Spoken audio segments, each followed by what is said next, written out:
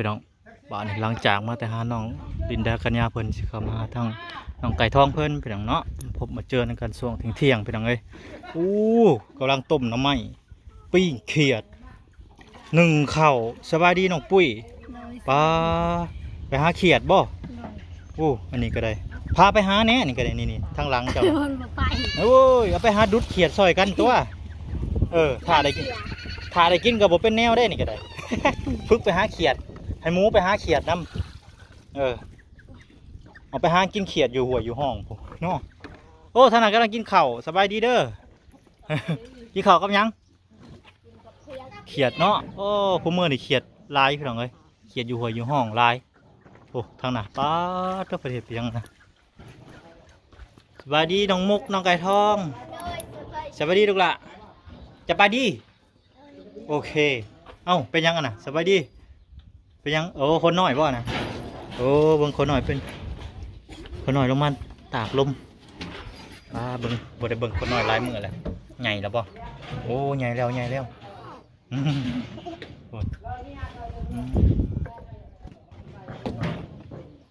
ใหญ่แล้ว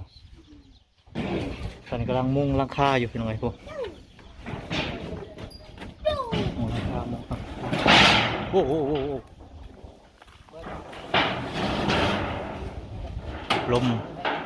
ลมซ้ำ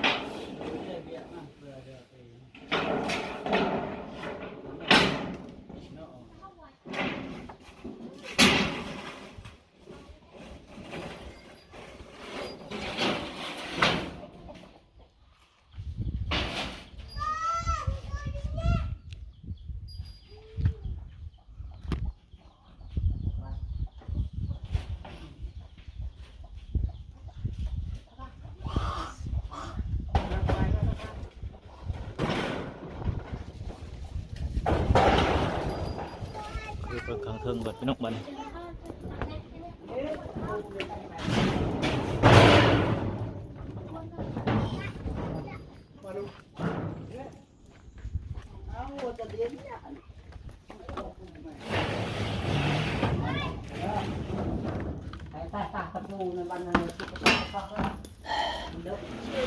ฮ้อนมื้อนี้เนาะ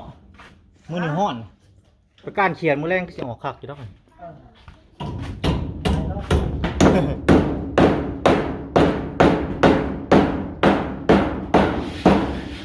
เขาจะไปการเขียนมือแรงไปบ่ไปทางห้วยนี่บ่ไปทางใดไปการเขียดควันลูกก้านไปแล้วบ่ไปก้านกลางคืนไปกลางคืนบ่ได้เลยเนาะไปกลางคืนเมื่อประมาณ5 โมงเมื่อตาเป็นทามเลยแม่ก็พ่อก็เนี่ยไม่ตีนั่นใช่ไหมบ่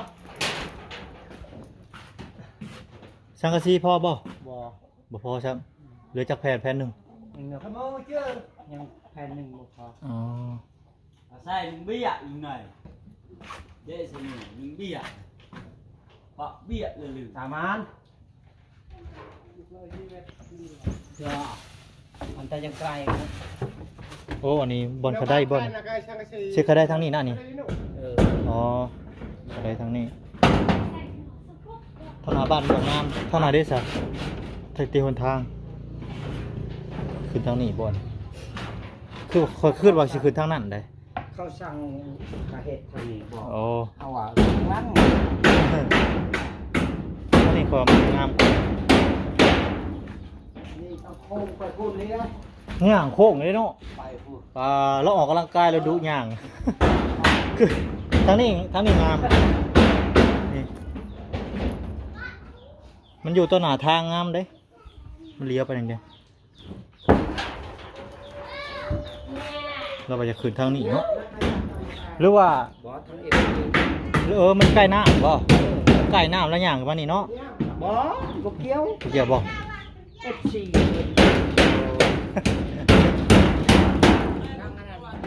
ยังไงครับ โอ้ เป็นไรเห็ดครับ โอเคใช่ตามเพิ่นนั่นแหละตามผู้ใหญ่ใจะดีเพิ่นเนาะโอเคผู้ใหญ่ใจะดีเพิ่นให้เฮ็ดทางนี้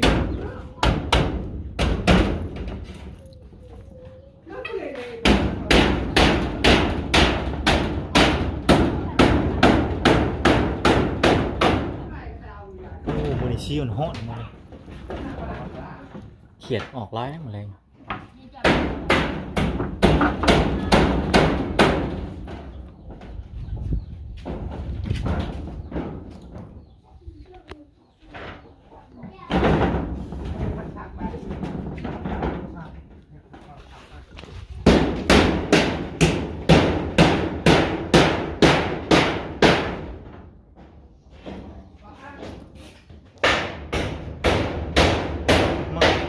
ตุดตื้อ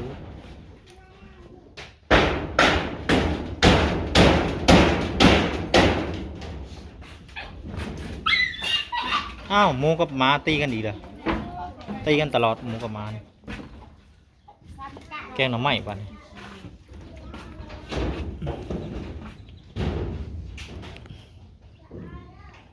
แกงหน่อไม้นึ่งเขาว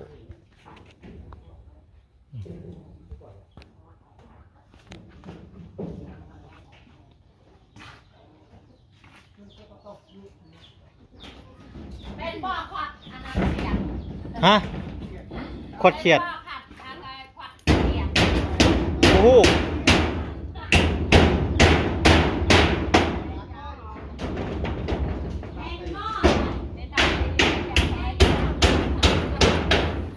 สิไปลองเบิ่ง ไปป่ะ คุยไปเรื่องขวัด คนยังกลางเว้นนี้กลางคืน เช็ดสายนะ เออ ตอนหักนี่ ดิ่งต้องหมอก เดี๋ยวสิไปกลางคืนพักก็เฮ็ดยังอันนี้ฮะบ่เฮ็ดยังอันนี้ เฮ็ดเลย ก็แอมจากคุณสนายก็ ขูดเล็ดอย่าขูดมันสิบางเล็บบางได้บ่ขูดไปเอาเล็บสิบางฮะ ก็ว่าไอ้ลง ไปบ่ไปขอดเขียนไปบ่ไปไปย่างบ่คูดหรอกมันบางเล็บสีบางมันบาดมือเด้บาดมือเด้อ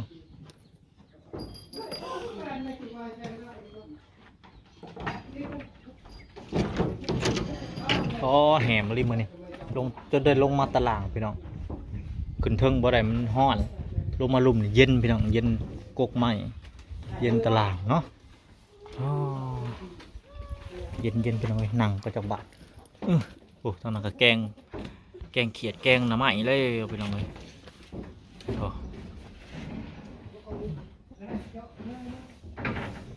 ใส่คืนเป็นจะได้น้องมุกหึจะกินแล้วเขาจะจ้าเขาแล้วจะโดยแล้วกินแล้วจ้าแล้วจะจ้าหรอบ่อ๋อ หุยระวังเด้อสังกะสี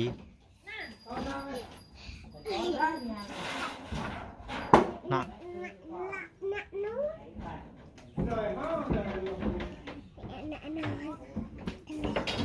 หืม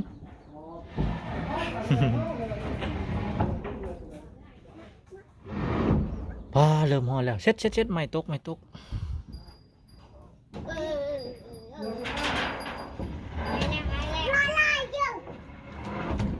คนหน่อยหายเลย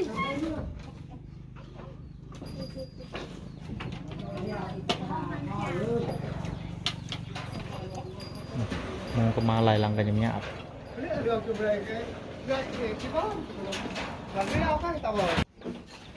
ไม่โอ้ไม่ยังบ่พอเฮ็ดลูกติ่งอีกเนาะแต่ว่าลูกติ่งนี่เฮ็ดเองเนาะเฮ็ดเป็นเหลี่ยมเองเนาะอ๋อเป็นเหลี่ยมก็งามไปอย่างหนึงลองไม้ตกสูเด้อย่างไปยัง คุยปุแต่ช่างเอาลูกติ่งกะมันแพงเนาะมันแพงเอาลูกติ่งแบบสิซะ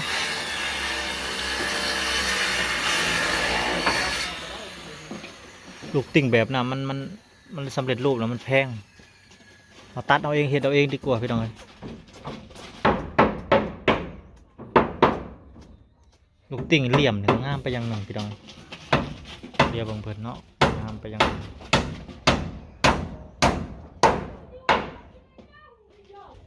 ตัวแม่ครัวเขานั่งตากแดดคักลิ้นแดดต้องห่อนไฟเนี่ยจะห่อนไฟจะห่อนแดดอยู่เหมือนกันเลย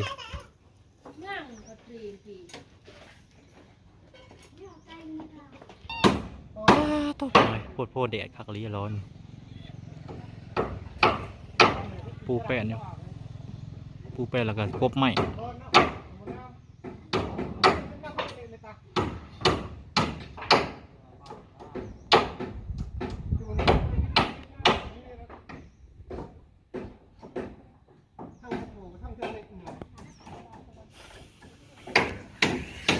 มาเบิ่งเตียงน้ำไหม้เพิ่นก่อน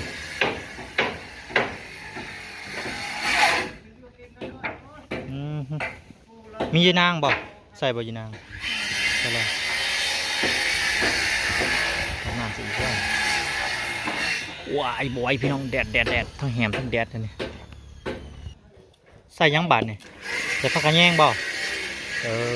ผักกระแยงกับยังผักบัวเอาเลยแกงผักอันนี้ก็ใส่ผักบัวบ่ใส่เบอร์เลยครั้งแรกได้เนี่ยผมเคยเห็นเอ้าคนน้อยเขาไปห่มบ้าดมแดดมันแดดเหมือนนี่มันแหมเนี่ยว้าไปให้เขาห่มเขาห่มเขาห่มไว้แกงน้ำมันใส่ผักบัวบ่ใส่ผักกระแยงใส่ผักบัวโอ้ยบ่ได้พี่น้องพาเด็กน้อยเขาห่มก่อนมาพี่ไว้มาห่มพาคนน้อยเขาห่มก่อน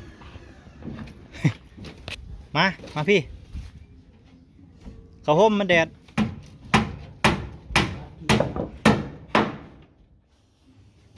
มาก็ลากลิ้นลากข้างกับมัน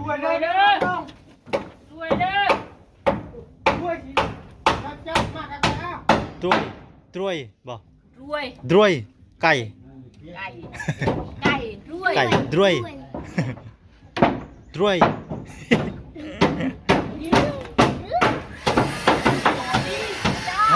อาจ้อครบไก่อาจ้อครบรวย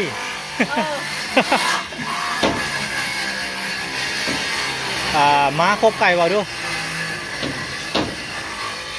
น้องไก่ทองม้าครบไก่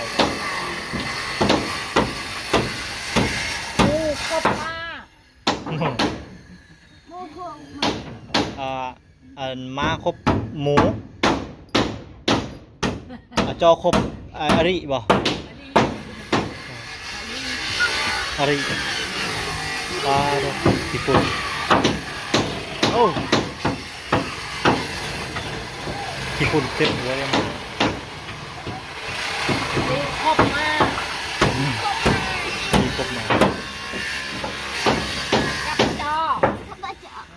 าแล้วนอนเตียงกันเนาะเตียงตัวสูงนี่เนาะลองเดินน้องกระทองเลยตกลงคอหักเลยสูงบักน้องนางกิ่งไปเลยคอหักเลยปูตกขึ้นบ่ได้เลยนี่เขาบอกขึ้นเตียงน้อยสูงแห้งเลยนี่แน่พูดไปขึ้นทางคนไปขึ้นยังทางพูดไปขึ้นทางคนเพ่ขึ้นทางนี่เขาจะไปขึ้นตัวนี้โอ้ย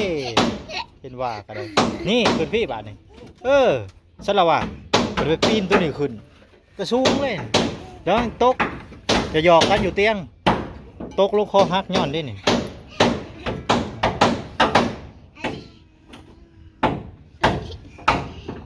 ลองแต่ขี้เหงื่อเขาหน่อยตรงกลางไว้ผ่าปกไว้ ลงแปดตับ แต่ตัด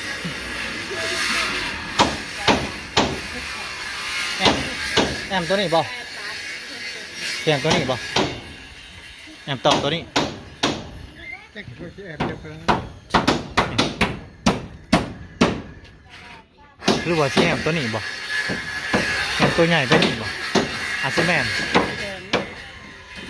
คือสิแอมตัวใหญ่ไปบูกันแอมตัวใดเนาะ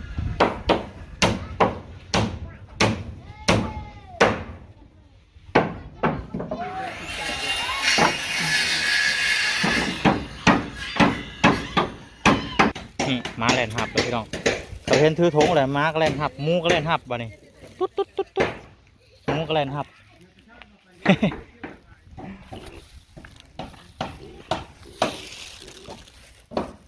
คนน้อยครับ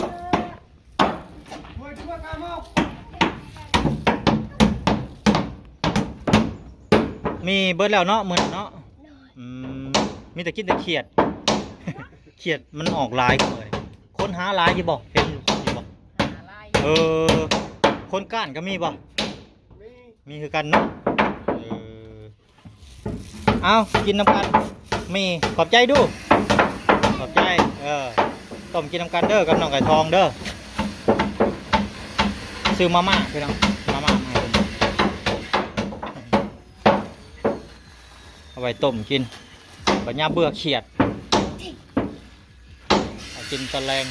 เขียดกับว่ากันไปแดดแล้วมื้อนี้พี่น้องเลยเขียดก็จะออกลายมื้อแรงแกงสุกหรือเปล่า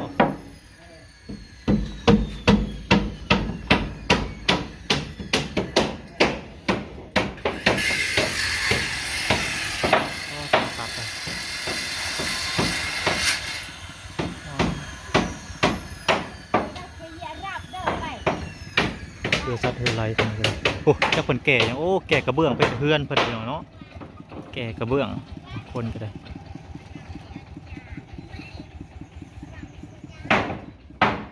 พี่น้องไอ้ตากาคลิปนี้ก็วิ่งไลฟ์พี่น้องเนาะมันก็มาอัปเดตเรื่องสั้นบ้านซ่องเพิ่นเฮ็ดฮอดคันได้แล้วแต่ก็ส่วนมากสังกะสีตอนนั้นออกเนาะพอมันเดอะแล้วก็มุงสายคาบันไดลงทางพุ่นสังกะสีก็บ่พอเนาะเหลือแผ่นหนึ่งเรือที่เอาตัวนี้มุ่งต่อไปบอกกระบูกันเนาะทางบนนั้นก็สิกลับไปก่อนแดดแล้วพี่น้องไอ้บัดนี้เนาะแล้วอัพคลิปให้พ่อแม่พี่น้องครับฟังนำกันบัดนี้โอ้เพิ่นสิลวกมีบ่ลวกให้เพิ่นแน่